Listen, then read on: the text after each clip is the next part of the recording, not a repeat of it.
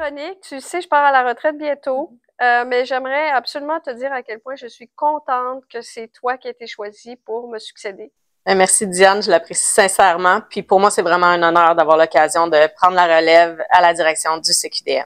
Écoute, dans le contexte de la transition, on en a profité pour faire un petit bilan. À ce jour, c'est plus de 150 projets qu'on a soutenus au CQDM. Ça représente environ 375 millions de dollars en investissement dans ces projets-là, mais non seulement ça, ça a permis des investissements additionnels d'un ordre de 775 millions de dollars. Wow. Donc, c'est vraiment quelque chose. Je me demandais si tu voulais peut-être discuter un peu de ce qui sont pour toi les plus grandes réalisations de l'organisation. Le plus important pour moi, c'est le modèle collaboratif qu'on a mis en place, c'est-à-dire qu'on a démontré qu'on pouvait travailler ensemble, contribuer et générer des retombées pour tout le monde. On a aussi des initiatives stratégiques qu'on a développées qui sont importantes. Je pense au programme FAX. Je pense à Catalyst qu'on a créé en 2017. Je pense aussi au projet Arena. Donc, pour moi, ça, c'est des grandes réalisations du CQDM.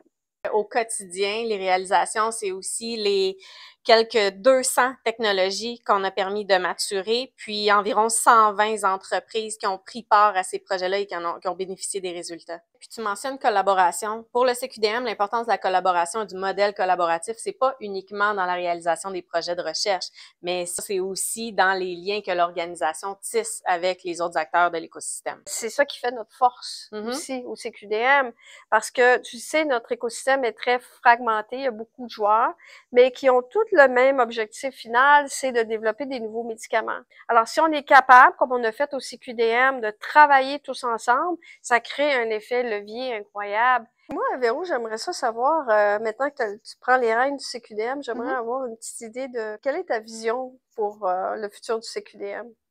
C'est une excellente question.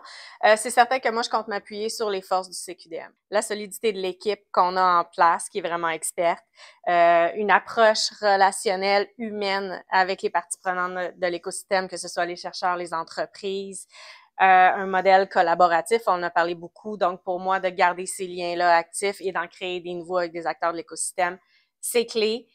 Puis pour le reste, ben, je pense qu'il va falloir suivre l'évolution du CQDM pour en savoir plus. Ben, écoute, je suis certaine que ça va très bien se passer et je te souhaite bonne chance. C'est sûr que je vais suivre l'évolution du CQDM avec beaucoup d'intérêt. Merci beaucoup, Tiane.